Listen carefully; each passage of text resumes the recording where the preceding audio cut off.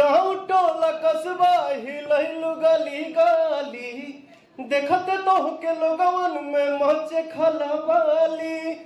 भाईल बवाल हो बंगाल अगरा, कइले बा कमाल,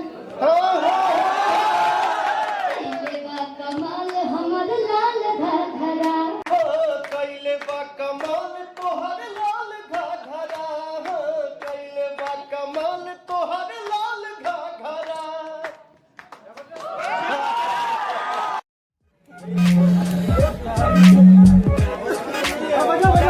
चलो बाय, सबको प्रणाम।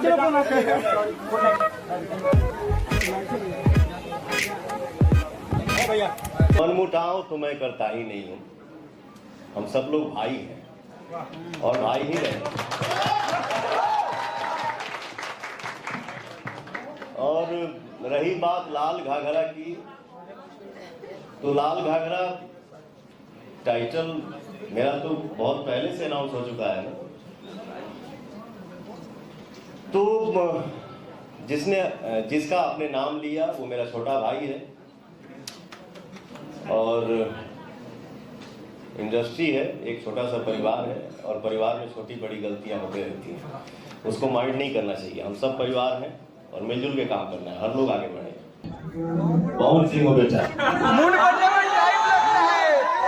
बनने में थोड़ा टाइम लगता है। Thank you so much.